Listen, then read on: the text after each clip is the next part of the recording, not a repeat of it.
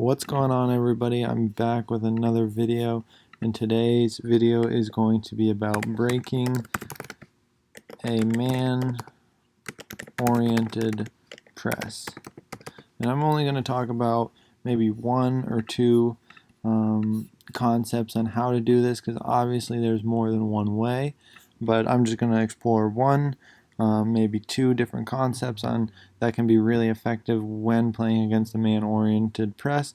And the keys about our man-oriented press today will be that they do have a one-man numerical superiority in their back line, in their center back positions, and they will use their wingers to create dual roles in order to cover the center back and the fullbacks. So these are the areas that the exceptions will be made to compensate for their one-man superiority that they prioritize in their central defender position. And this is also required because in the build-up phase, in the first third, the goalkeeper is used. So before we start, please like and subscribe to the channel. That's been a huge help, and I really appreciate it from everyone. So let's get right into it. So the first concept we can use is using more progressive central defenders. So when we do this, we can get our defenders on the ball, and this is often very useful in the half spaces, because in the half spaces you become generally more press resistant and there's less chance you have of being back pressed, especially in the first third, because really there is no chance of being back pressed. But in the half spaces you have more diagonal passing options, and it puts you in adjacent areas to different vertical corridors and just more players in general. So when the ball is played to the center back in the half space, we'll have our goalkeeper as an option for circulation if the pressing sequence is that such of the 9 taking away the goalie, and then our players moving across in a man-oriented fashion. So it really depends on the 9 how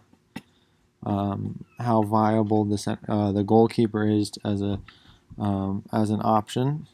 But we'll look, and maybe I should just highlight the man orientation really quickly. So in the midfield, 4-3-3 is countered by a 4-3-3. The only change is the positioning, single pivot, double pivot, and then the use of a 10 just matches up really well. And then now the striker can press the goalkeeper or press the central defender. So these are also an area of change or variations that the defense can use. But let's say,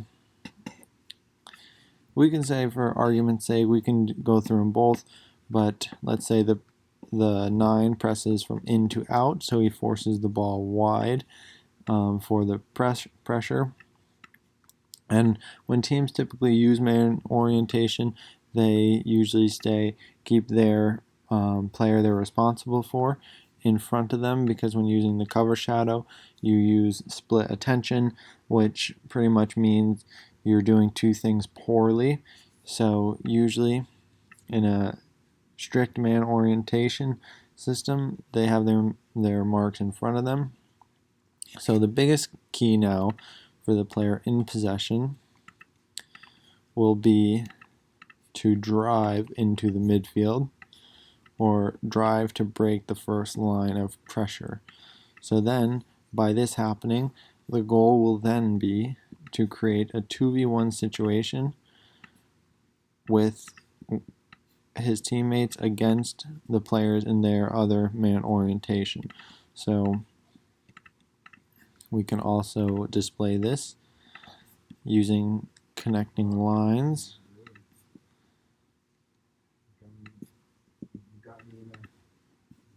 So by creating 2v1 situations on a smaller scale this puts the defense and the defensive principals in a stressful situation, because by doing so, they have to decide whether their man orientation is more important or preventing progression of the ball is more important. So the first way would then to be unbalance the defense through dribbling and progression by drawing them out. So then you create the 2v1, and then once the player is now using his cover shadow to stop the ball, sometimes he'll go directly in front of the ball, so the ball literally will have to be played wide, which then the team can shift over, or sometimes he'll try and take care of both options using a cover shadow, and then a third man movement could be very effective to exploit that movement. And now we'll get right into breaking a man orientation using a third man movement. So just putting the pieces back, and now just really quickly, the first key to this is to initiate the press. And now this press can be initiated, and a slight difference in the press here will just change the concept used to break it. Will now be the winger is responsible for pressing out to in. So the change would then become with the striker. He would take care of the goalkeeper and the weak side central defender. So he is no longer responsible for pressing the ball.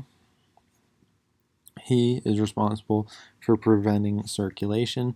So this allows the 10 to be man marking the 6 at all times. And now the biggest key here is the 8 is playing an advanced area, manipulates the opposite number 8 into a deeper position, and now the space is created which he will want to access, and that is the space here.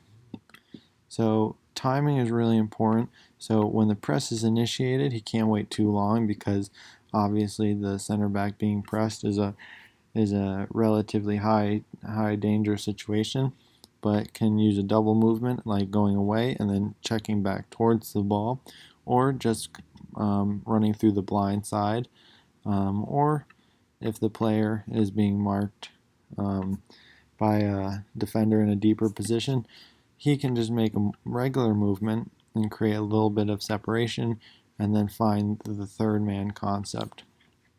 So here we are just going to highlight that. So the first pass will be up and back, and then progression can occur in the wide area. So just two really simple concepts, and two really simple concepts that can be easily applied, but really the timing and recognition of the situation and the mechanisms of the defensive team can make it much more difficult and less straightforward. Also, the intensity at which the man orientation is played also is huge, because that can throw off a team's decision making.